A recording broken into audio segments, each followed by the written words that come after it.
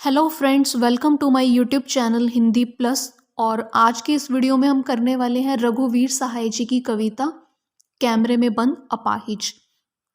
तो कविता को स्टार्ट करने से पहले हम इनके बारे में थोड़ा सा जान लेते हैं। रघुवीर सहाय समकालीन हिंदी कविता के संवेदनशील कवि हैं और इनका जन्म जो है वो सन 1929 में हुआ।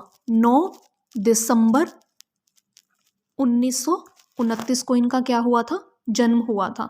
और इनके पिता का नाम हरदेव सहाय था, जो साहित्य के अध्यापक भी थे। आगे हम इनकी रचनाओं के बारे में बात करते हैं। तो इनकी जो रचनाएं हैं वो मेन सीढ़ियों पर धूप में, आत्महत्या के विरुद्ध, हंसो हंसो जल्दी हंसो, और कुछ पत्ते कुछ चट्टाने, इनकी क्या है, लोग भूल गए हैं, ये सब इनकी क्या है, रचनाएं हैं। पत्रिका की बात करें तो हम इनकी कल्पना, नवभारत टाइम्स, दिनमान, ये से संबंधित थे। और सम्मान जो था, इन्हें साहित्य अकादमी पुरस्कार मिला। इनका निधन जो है वो 1990 दिल्ली में हुआ। 30 दिसंबर को इनका क्या हुआ था, देहांत हो गया। जो ये कविता है इनकी, इसमें कवि ने क्या किया है, साधारण सी भाषा में अपाहिज व्यक्ति की विडंबना को पकड़ने का इन्होंने प्रयास किया है। स्टार्ट करते हैं। हम दूरदर्शन पर बोलेंगे, हम समर्थ शक्तिवान, हम एक दुर्बल को लाएंगे एक बंद कमरे में। उससे पूछेंगे तो क्या आप क्या अपाहिज हैं? तो आप क्यों अपाहिज हैं? आपका अपाहिजपन तो दुख देता होगा, देता है? कैमरा दिखाओ इसे बड़ा बड़ा, हाँ तो बताइए आपका दुख क्या है, जल्दी बताइए वह दुख बताइए, बता नहीं पाएगा। समर्थ, समर्थ यानी कि शक्तिवान, जो शक्तिशाली है, ताकतवर। दुर्बल यानी कि कमजोर। अपाहिज, अपाहिज यानी कि विकलांग, विकलांग व्यक्ति के बारे में है ना ये कविता। तो इसका पहले प्रसंग देख लेते हैं। जो प्रस्तुत पद्य है, भाग है हमारा हिंदी की पाठ्य पुस्तक आरोह भाग 2 में संकलित कविता कैमरे में बंद अपाहिज से अवतरित है। और इसके जो कवि हैं वो कौन है, रघुवीर सहाय जी हैं। और इस कविता में कवि ने क्या किया है, जो दूरदर्शन कर्मी हैं उनकी क्रूरता पर प्रकाश डाला है। स्टार्ट करते हैं अब इसकी व्याख्या को। दूरदर्शन कर्मी क्या है, स्वयं को समर्थ समझते हैं, शक्तिशाली समझते हैं, क्योंकि वे अपनी बात को सब लोगों तक पहुंचाने में क्या है, समर्थ हैं। दूरदर्शन का संचालक अपने साथियों से क्या कहता है कि हम स्टूडियो पर बंद कमरे में एक कमजोर सा, दुर्बल सा, मजबूर व्यक्ति को लेकर आएंगे। और वो व्यक्ति कौन होगा, एक विकलांग व्यक्ति होगा, अपाहिज होगा वो। बंद कमरे में वो क्या कह रहा है कि हम उससे पूछेंगे क्या आप विकलांग हो, यहाँ पे लिखा है ना। वो कह रहा है कि हम उससे पूछेंगे कि क्या आप विकलांग हो। इससे पहले कि वो हमारे क्वेश्चन का आंसर करे, प्रश्न का उत्तर दे, हम क्या करेंगे, इस पर हम एक और प्रश्न उसके ऊपर डाल देंगे कि आप विकलांग क्यों हैं। यहाँ पर लिखा है ना कि आपका अपाहिजपन तो दुख देता होगा। वो कह रहा है कि हमारा यह प्रश्न बेतुका सा होगा ना, कि वह अपाहिज तो क्या है, इसको सुन के कुछ समय तक चुप रहेगा। फिर से हम उससे क्या है, पूछेंगे कि आपका विकलांग होना आपको दुख देता है, तो वह बेचारा चुप ही रह जाएगा। फिर वो कह रहा है कि हम उससे फिर से प्रश्न पूछेंगे कि आपको अपाहिज होना क्या सचमुच दुख देता है, बताइए क्या सचमुच आपका विकलांग होना आपको दुख देता है। तो वो कह रहा है कि इस प्रश्न के साथ ही दूरदर्शन संचालक जो है वो अपने साथी से कहेगा कि वह अपाहिज के दुखी चेहरे को, यहाँ पे लिखा है ना कि कैमरा दिखाओ इसे बड़ा बड़ा, यानी कि दुखी चेहरे को और बड़ा करके दिखाइए ताकि लोग उसके दुखी चेहरे को आसानी से ध्यान से देख सके। फिर अब क्या है, विकलांग को पुनः वो उत्तेजित करके पूछेंगे कि हाँ उसे बताओ कि आपका दुख क्या है, समय बीता जा रहा है, हमें जल्दी से अपने दुख के बारे में बताओ। तो वो कह रहा है कि अंततः संचालक को लगेगा कि यह जो अपाहिज है वो अपने दुख के बारे में कुछ नहीं बता सकेगा, कुछ नहीं बता पाएगा। आगे चलते हैं। सोचिए बताइए आपको अपाहिज होकर कैसा लगता है, कैसा यानी कैसा लगता है। हम खुद इशारे से बताएंगे कि क्या ऐसा। सोचिए बताइए, थोड़ी कोशिश करिए, यह अवसर खो देंगे, आप जानते हैं कि कार्यक्रम रोचक बनाने के वास्ते हम पूछ पूछ कर उसे रुला देंगे। इंतज़ार करते हैं आप भी उसके रो पड़ने का। करते हैं? यह प्रश्न नहीं पूछा जाएगा। अब देखो, अवसर, अवसर का मतलब क्या होता है? मौका। और रोचक यानी कि मतलब दिलचस्प बनाएंगे वो। अब यहाँ पे वो क्या कह रहा है कि जो कार्यक्रम का जो संचालक है वो अपाहिज से क्या है, प्रश्न पूछता है कि क्या आप अच्छी प्रकार सोचकर हमें बताइए कि आपको विकलांग होना कैसा लगता है। अर्थात कि आपको विकलांग होने का दुख है, यदि है तो वो दुख कैसा है। वो कह रहा है कि हमें ये चीज़ बताओ।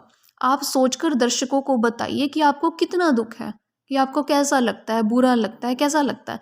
इस पर विकलांग व्यक्ति वो कह रहा है कि चुप रह जाता है, वह कुछ नहीं बोल पाता और वो मन ही मन बड़ा दुखी हो रहा है। तब कार्यक्रम जो संचालक है वो कह रहा है कि हम, उसने कहा ना कि इशारे करके पूछता है कि आपको दुख कैसा लगता है। फिर वह कहता है कि आप तनिक अच्छी तरह से सोचिए, सोचने की थोड़ा कोशिश कीजिए और सोचकर हमें बताइए कि आपको अगर दुख होता है तो वो कैसा लगता है। यदि आप ऐसा नहीं करेंगे तो क्या है कि यह मौका जो है वो हमारे हाथ से निकल जाएगा। फिर कार्यक्रम का जो संचालक है वो उससे वो बार बार कहता है कि हमें तो अपने कार्यक्रम को रोचक बनाना है, इसलिए यह जरूरी है कि हम अपाहिज की पीड़ा को अच्छी तरह से समझें और लोगों को खुलकर बताएं।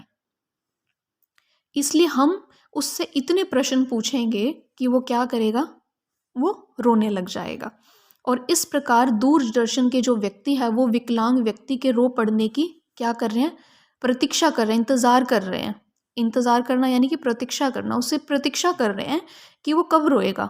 और वे उस क्षण का इंतजार करते हैं कि जब अपाहिज अपनी पीड़ा बताते बताते क्या करेगा, रो पड़ेगा। क्योंकि दर्शक भी क्या है, यही सब देखना चाहते हैं। तो यहाँ पे वो कवि यही बता रहा है कि वो क्या है, उसका इंतजार कर रहे हैं कि वो कब रोएगा। फिर हम पर्दे पर दिखलाएंगे फूली हुई आंख की एक बड़ी तस्वीर, बहुत बड़ी तस्वीर, और उसके होठों पर एक कसम साहट भी। आशा है आप भी उसकी अपंगता की पीड़ा मानेंगे। एक और कोशिश दर्शक, धीरज रखिए, देखिए हम दोनों एक संग रुलाने हैं, हमें दोनों एक संग रुलाने हैं, आप और वह दोनों। कैमरा, बस करो, नहीं हुआ, रहने दो। पर्दे पर वक्त की कीमत है, हम मुस्कुराएंगे। हम आप देख रहे थे सामाजिक उद्देश्य से युक्त कार्यक्रम, बस थोड़ी ही कसर रह गई। धन्यवाद। अब यहाँ पर क्या बता रहे हैं कि पहले तो जो कार्यक्रम का जो संचालक है वो अपाहिज व्यक्ति से क्या कर रहा था, अलग अलग तरह से क्वेश्चन पूछ ही जा रहा था। प्रश्न पूछकर उसकी पीड़ा को क्या है, उजागर करने की वो कोशिश करना चाहते थे ना। बाद में दूरदर्शन के पर्दे पर अपाहिज की क्या थी, सूजी हुई जो आंखें थी उसकी तस्वीर को बड़ा करके दिखाना चाहते थे। और अपाहिज की क्या थी, जो पीड़ा है उसको बढ़ा चढ़ाकर लोगों के सामने प्रकट कर रहे थे। उनका लक्ष्य क्या था कि जो दर्शक अपंग व्यक्ति की पीड़ा को समझे। इसके बाद संचालक क्या कहता था कि हमें एक और कोशिश करके देखते हैं। वे दर्शकों से धैर्य रखने की अपील रखता है यहाँ पे। और जो कार्यक्रम का संचालक कहते हैं कि हमें अपाहिज के दर्द को इस प्रकार दिखाना है कि एक साथ अपाहिज भी और दर्शक भी क्या है, रो पड़े। यहाँ पे लिखा है ना कि हमें जो है दोनों एक संग रुलाने हैं, कि दोनों क्या है, अपाहिज भी और जो दर्शक भी हैं वो एक संग क्या है, रो पड़े। परंतु क्या है, ऐसा नहीं हो पाता। फिर क्या है कि कार्यक्रम जो संचालक है वो जब ऐसा नहीं हो पाता वो क्या है, अपने लक्ष्य में असफल हो जाते हैं। इसलिए वे कैमरामैन को आदेश देता है कि वह कैमरे को क्या कर दे, बंद कर दो, बस करो, क्योंकि अब तो हुआ ही नहीं है हमसे, जो चीज़ हमें शो करनी थी वो तो हमसे हुई नहीं। यदि अपाहिज रो ही नहीं सका तो मतलब कि पर्दे पर क्या है, समय का वो कह रहा है ना कि महत्व है। तो यहाँ तो एक एक हमारा जो क्षण है वो क्या है, मूल्यवान है। समय के साथ साथ धन का भी क्या है, खर्च हो रहा है। इसलिए वे अपाहिज को दूरदर्शन के पर्दे पर क्या कर देते हैं, दिखाना बंद कर देते हैं, क्योंकि उसको तो रोना आया ही नहीं अभी।